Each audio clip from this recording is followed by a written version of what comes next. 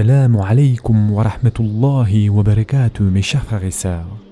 Aujourd'hui, Inch'Allah, nous allons voir l'importance de la modestie et surtout la grande place qu'occupe la modestie en islam. Et en effet, Allah Azza wa Jal dit dans le Coran: les serviteurs du tout miséricordieux sont ceux qui marchent humblement sur terre, qui, lorsque les ignorants s'adressent à eux, disent paix. Surat al-Furqan, verset 63. Ainsi, la première qualité morale qui caractérise les serviteurs du tout miséricordieux est la modestie, l'humilité. Ils marchent humblement sur terre. En décrivant les qualités des serviteurs du tout miséricordieux, Allah subhanahu wa ta'ala a commencé par évoquer leur manière de marcher. La démarche a-t-elle une si grande importance? La démarche a-t-elle une valeur particulière auprès d'Allah Azza wa Jal? Certainement, mes chers frères et sœurs, car la démarche est le miroir de la personnalité. Elle reflète le fort intérieur de la personne. En effet, les arrogants et les tyrans ont une démarche propre à eux, une démarche qui correspond à leur arrogance même, et les modestes ont une démarche propre à eux, une démarche qui correspond à leur modestie. Chacun d'eux marche en exprimant leur fort intérieur.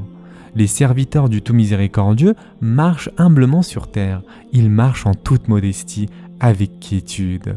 Leur démarche manifeste une douceur, ils ne marchent ni avec arrogance, ni avec orgueil. Ils ne manifestent aucune supériorité sur les autres, ils ne marchent pas comme si l'un d'eux disait « Terre, soumets-toi, tu ne portes sur ta surface meilleur que moi ». Dans les recommandations évoquées dans la sourate Al-Isra, Allah Azza wa Jal dit « Et ne foule pas la terre avec orgueil, tu ne sauras jamais fendre la terre et tu ne pourras jamais atteindre la hauteur des montagnes. » Sourate Al-Isra, verset 37. Dans les recommandations adressées à son fils, Luqman dit « Et ne détourne pas ton visage des hommes et ne foule pas la terre avec arrogance, car Allah n'aime pas le présomptueux, plein de glorioles. » Sois modeste dans ta démarche et baisse ta voix, car la plus détestée des voix, c'est bien la voix des ânes. Sourate Luqman, versets 18 et 19. Et donc Allah Azza wa Jal dit « Et ne détourne pas ton visage des hommes », c'est-à-dire ne parle pas aux gens en détournant ton visage d'eux, et ne te détourne pas d'eux lorsqu'ils te parlent. Au contraire, sois attentif à eux et parle-leur avec un visage souriant et accueillant. Et ensuite Allah Azza wa Jal dit « Et ne foule pas la terre avec arrogance, car Allah Azza wa Jal n'aime pas le présomptueux, plein de glorioles. » Le prétentieux, le présomptueux, est celui dont l'arrogance se manifeste dans ses actes. Quant au vantard ou celui qui est plein de glorioles, est celui dont l'arrogance se manifeste dans ses propos. Allah Azza wa Jal n'aime pas le prétentieux, il n'aime pas le vantard non plus. Allah Azza wa Jal aime le modeste, qui connaît sa juste valeur et qui ne méprise personne. Par ailleurs, le prophète sallallahu alayhi wa sallam a mis en garde contre toute démarche arrogante de la manière la plus ferme en disant « Quiconque s'énorgueillit et manifeste de l'arrogance dans sa démarche rencontrera Allah Azza wa Jal alors que Allah sera en colère contre lui. » Et ce hadith a été rapporté dans le Musnad de l'imam Ahmed. Mes chers frères et sœurs, en soi, pourquoi les gens font-ils preuve d'arrogance? Pourquoi les uns manifestent-ils une supériorité sur les autres? Pourquoi certains méprisent-ils d'autres personnes? S'ils méditaient sur leur propre personne, ils se rendraient compte, comme l'évoque l'imam al-Ghazali, que leur père est un liquide vil et que leur ancêtre est la terre. Et en effet, Allah Azza wa Jal dit dans le Coran « C'est lui le connaisseur des mondes inconnus et visibles, le puissant, le miséricordieux, qui a bien fait tout ce qu'il a créé. Et il a commencé la création de l'homme à partir de l'argile, puis il tira sa descendance d'une goutte d'eau vile, c'est-à-dire du sperme. » Surat As-Sajda, versets 6 à 8. De plus, un éminent tabi'i vit un jour Al-Muhallab, l'un des plus grands généraux de l'armée, marchait avec arrogance. Il lui fit une remarque et lui recommanda de changer de démarche en lui disant « Allah n'aime pas cette démarche. » Al-Muhallab lui dit alors « Ne me connais-tu pas ?» Il dit « Oh que si, je te connais comme je connais ton début et ta fin. Ton début est une goutte de sperme malpropre, ta fin est une charogne répugnante, et entre les deux, tu portes en toi de l'impureté. Rappelle-toi que ton origine est une goutte de sperme, un liquide vil.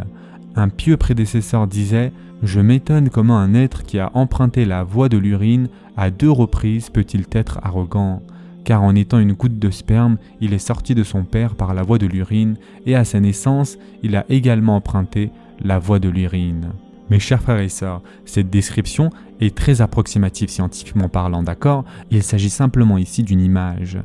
Quant à Al-Hassan al-Basri a dit « Je m'étonne comment un être qui lave ses excréments de sa main 1 ou 2 fois par jour peut-il faire preuve d'arrogance face au dominateur suprême des cieux. » Et donc, mes chers frères et sœurs en islam, ne soyons pas arrogants et ne foulons pas la terre avec arrogance, que ce soit à pied ou en voiture. Estimons-nous à notre juste valeur, soyons humbles pour Allah Azzawajal, et chaque fois que quelqu'un se montre modeste par amour pour Allah Azzawajal, Allah ne fera que l'élever. Et ce hadith, mes chers frères et sœurs, a été rapporté par Muslim.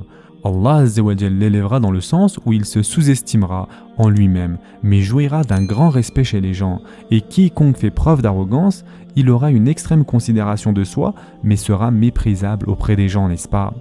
Le musulman doit donc faire preuve de modestie et d'humilité. Aïcha radiallahu anha disait « La meilleure adoration pour les croyants est la modestie ». D'autant plus que le prophète sallallahu alayhi wa sallam était la personne la plus modeste en dépit de l'importance qu'il a auprès d'Allah Azzawajal et aux yeux des gens. Il marchait derrière ses compagnons comme n'importe lequel d'entre eux. Il s'asseyait parmi eux sans aucune distinction au point où lorsqu'un étranger entrait dans la mosquée, il demandait « Qui d'entre vous est Mohammed ?» Le prophète sallallahu alayhi wa sallam, chez lui, était au service de ses épouses.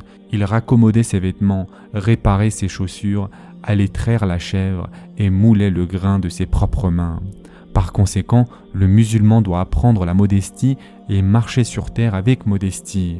Se faire accepter auprès d'Allah Azzawajal et par les gens ne se fait pas à travers l'arrogance, car Allah subhanahu wa ta'ala ne regarde pas celui qui laisse traîner ses vêtements par vanité et arrogance.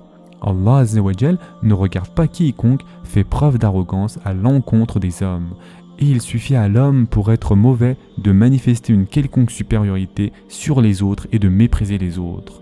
Allah Azzawajal ne regarde que les modestes, ceux qui font preuve de modestie par amour pour Allah subhanahu wa ta'ala. Qu'Allah Azzawajal nous permette à tous de faire partie de ses serviteurs qui marchent humblement sur terre. Ce sera tout pour aujourd'hui. En attendant, prenez soin de vous mes chers frères et sœurs et à très prochainement, Inch'Allah.